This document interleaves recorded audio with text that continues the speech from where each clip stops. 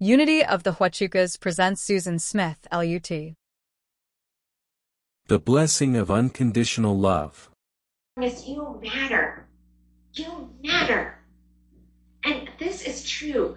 You are so important. You're an indispensable part of the universe. You have inherent value in it. And I'm not saying, despite anything you've done, I'm not saying this is because, well, we're going to forget things in the past that you are less proud of. I'm not saying just because of your more favorable attributes. I'm saying because of everything you are right here and now, you matter.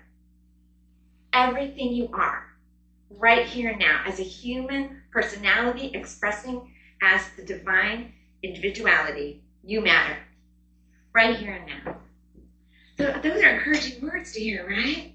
So in this movie Hugo, I don't know if I've ever seen the movie Hugo. There's this movie, and it's a little boy, and he's this clock tower. It's kind of a long story. But there's this part in the movie where he goes up into the clock tower, and this little girl with him. And he basically says, this clock tower, I love this because every piece matters. For this, the machine to work, every cog, every gear, everything matters, from the smallest thing to the largest things. Everything has to connect together. And that's what we're here for. Each of us as a human personality, we matter. We're important. We value. We've got a piece in that puzzle. We're a piece of that cog. There's a quote from one of my favorite union ministers, Imelda Shanklin. And she says, and I love this quote, I know I've shared it with you before, the essence of non-resistance is unity. You are not isolated from the rest of the universe. You're an indispensable part of the universe. You're indispensable to the universe. You're one of those, doesn't matter what size you are, we need you. And as such, the universe loves, protects, and cherishes you. You're cherished. And we do that in human form for each other right now. I'm telling you right now, as Susan Smith, human being, I cherish you. You are safe. You're pretty safe right now. You are inconceivably valuable. You matter. You are inconceivably valuable. Nothing opposes you. You are in the midst of friends. You are in the midst of friends. That's encouraging, right? I can get a lot done. I recently had the opportunity to do a training at Sister Jose's Women's Center. It's a women's shelter for women experience homelessness up in Tucson. And it was all about the ACE score. Anybody familiar with the ACE score? I'm not going to go into a long lecture about the ACE score, but I learned a lot. It was really interesting. So ACE stands for Adverse Childhood Experiences. And they've done some studies, and it's been really interesting. This was not how they started out studying this. This was not the intention. But what they started finding was they were doing surveys of people, and they realized people who had more adverse childhood experiences based on this test. The more of those they had, a child who lost a parent, mental health issues in the family, any kind of trauma for a child, you can imagine. The more they kind of check those boxes, the shorter their lifespan. It literally reduced the mortality rate went down. They realized they had a higher degree of physical illness, mental illness. And the reason she shared this with us is because the women at Sister Jose's that we're helping have very high ACE scores, very high. So it's telling us, hey, this is it. There's a lot that went to happen that caused this. But this is the part I want to share that I thought was so interesting. She says, and the woman who taught this, MJ, who's the CEO there, she taught this. She says, I have a high ACE score, but I have someone in my life who told me I matter. I have value, who encouraged me. And they find that people who have high ACE scores, but who have those people in their life to encourage them, to tell them, you matter. Your story matters. You got this. You know what to do to evolve and grow. When you have people like that in your life, displaying that encouragement, that masculine divinity, when they do that, they have less adverse results. So I think that's so important. Let's encourage ourselves. Let's encourage each other. I read this, Faith Rivera did a song and it's called The Beauty of You. And I saw her in concert once, and she talked about singing this song to a group of young girls who were going through a difficult time in their life and having some of those adverse childhood experiences at the time. And she wrote this song. It's called The Beauty of You. And as she was singing this song, she saw realization in these girls' eyes. Some of them never thought of that. Somehow that message had not gotten through. Not saying we never heard it, but it hadn't gotten through. And this is what I'm saying. This matters, and this is the lyrics to her song. When it comes down, there is no one that can color the world like you do. You matter. No one can color the world like you do. Hey, you're all right, just the way you are. You're a little bit of sparkle and a whole lot of cool. You're a little bit of sparkle and a whole lot of cool. Let your shine, that's all that really matters. Let your light shine. That's all that really, just shine your light. Right here, right now. Show the world the beauty of you. I think she changed some lives when she sang that song. I think it's very possible. Having people, that encouragement. So that's You Matter. And the other example I want to give about this, because I love stories. So there is a book I read a few years ago, and it comes into my mind every now and then. And it was co-written by this man named Anthony Ray Hinton. It's called The Sun Does Shine. And Anthony Ray Hinton was in death row for 28 years for a murder he was wrongfully convicted for. It was just so obvious. It was a very racially motivated situation, unfortunately. And in this book, he talks about being in death row, and talk about a man who has strength and wisdom, and who got through this, and people helped him and encouraged him. But he talks about being in death row, and the first time a person was going to go to the electric chair, and he says it's shortly close to midnight, and they knew that he was completely alone. This is from his book. He was completely alone. Shortly before midnight, when we knew he was being strapped to the chair, we began to make some noise. Up and down the row, these are men on death row. Up and down the row, men began banging on the bars and doors of the cells. He says, I didn't know Michael Lindsay, but I wanted him to know he wasn't alone. I wanted him to know him and his life meant something, and so did his death. You matter. These men on death row recognized this man. He was not defined by this one thing he did. They knew his personality. They knew but he mattered. You matter. And your story matters. That's another message from Unconditional Love I want you to remember. Your story matters, and you got this. His story mattered, right? It mattered. And I would say Anthony Ray for sharing his story. That story mattered. He went through this experience and he shared it with us. So I could learn something.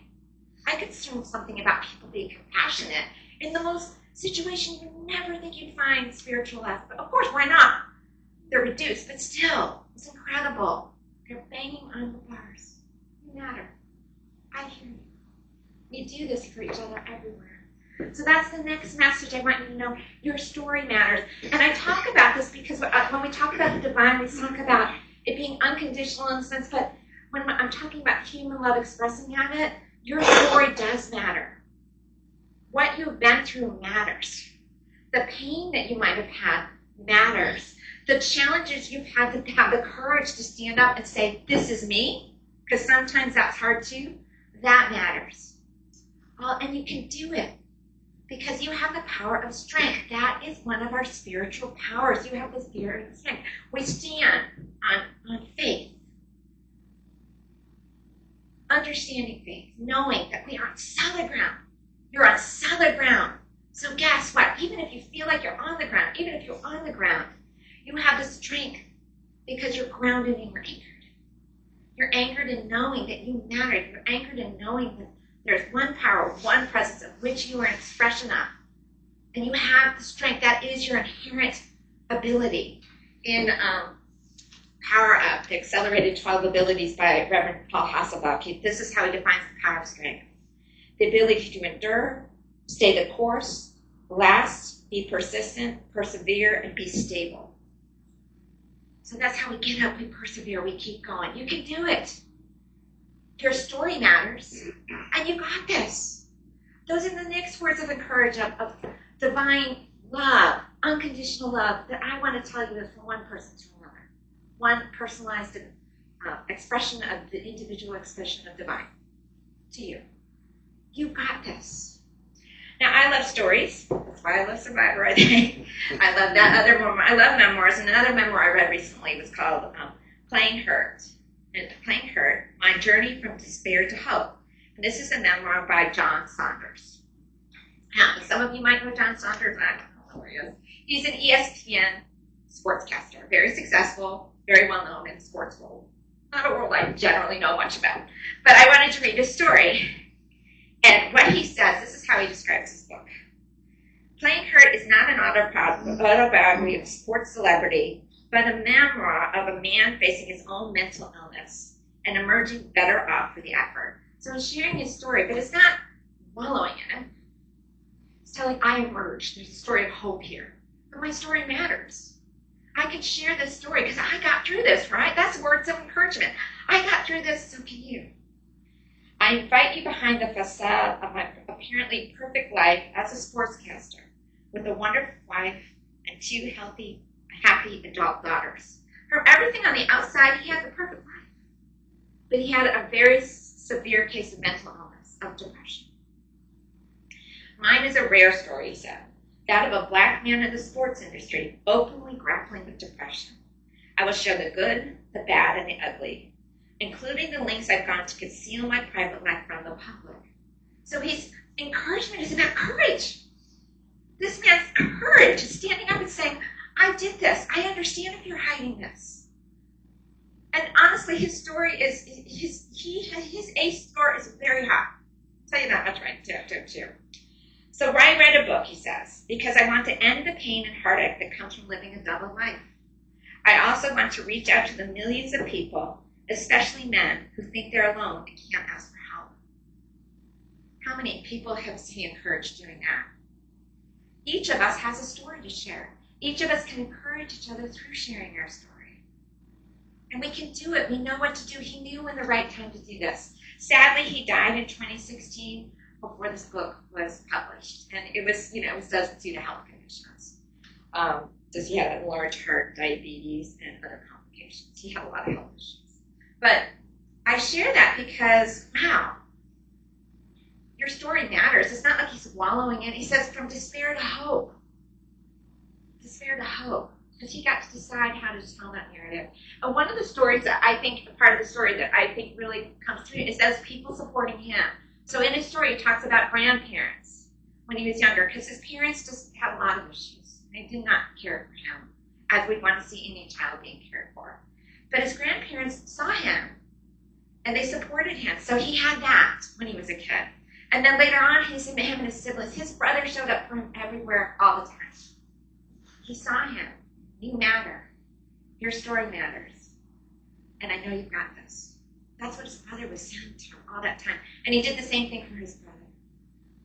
So those are words of encouragement. So I want you to just kind of consider those words. How can you say that? And it's grounded in spiritual principle. That's strength. You have strength. And when you don't feel like you have it, I'm going to tell you this too. You know what to do in order to grow and evolve. You know what to do. That's the third message. You know what to do. You have the power of wisdom. What are those two things? Strength and wisdom. Strength and wisdom. Maybe the wisdom to just rest. Maybe you just need to rest for a little while. Maybe you need to call a friend. Maybe, I don't know what you need to do, but you do know what to do to grow and evolve, because that's what we're here for. I see you. You matter. I know your story matters. You've got this, and I know that you know what to do to evolve and grow, because that's what's here. When you look at the word evolve, the word love is in there. It's in there. It's part of the word. I believe that's what we're here for, to help each other, encourage each other to evolve and grow. When I read the book about Ray Hinton, there's a part in there he talks about, for me, about evolution. And it's a painful story, but to me it just shows this man went through this horrific ill treatment, was in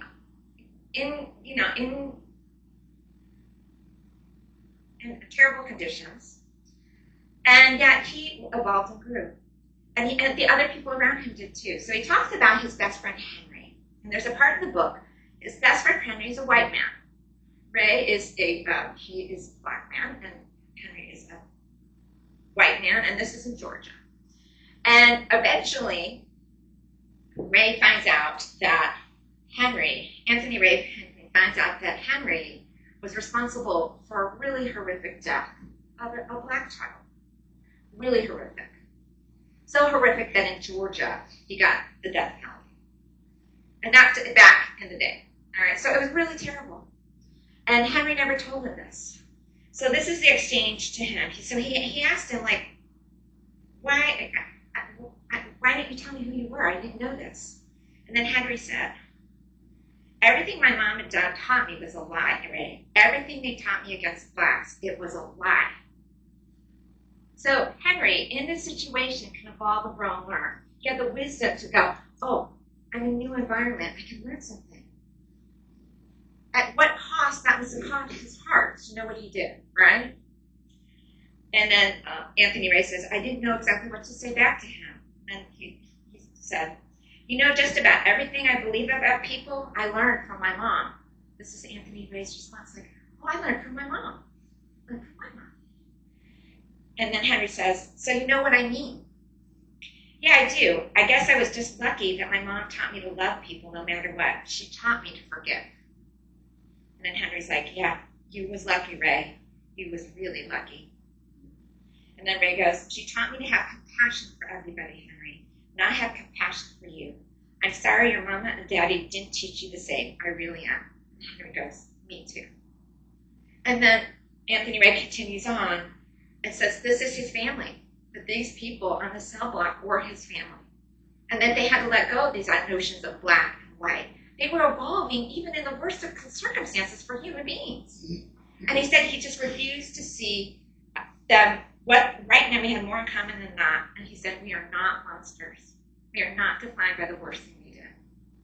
These men were evolving. They had the wisdom to do that. Each and every one of us knows the wisdom. We know what to do in order to take that next step. And we can help each other do that. Maybe calling a friend. Maybe asking for prayer. I don't know what it is. Reading a book. Watching Survivor. I don't know what it is, but you know what the next step is. That's what I want you to hear. I want you to know. So we're going to take a couple minutes of meditation.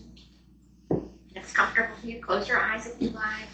Relax. Just ground yourself in whatever way is comfortable for you. I encourage you right here, right now, to release and let go of any thoughts, ideas, and beliefs that limit you and keep you from being the best you and allowing you to grow and evolve. Just gently let go. Those don't serve me right now. Ground yourself in unconditional love that is your birthright as a child of God, a child of the one power, one presence. God is, I am. I'll allow the messages of unconditional love to enter your consciousness to encourage you. Tell yourself, I matter. There are no ands, ifs, buts about it. God is, I am, I matter. God is, I am, I matter. Tell yourself, my story matters and I got this. There are no ands, ifs, or buts about it. God is, I am. My story matters and I got this. God is, I am. My story matters and I got this. Tell yourself, I know what to do to grow and evolve. There are no ands, ifs, or buts about it. God is, I am.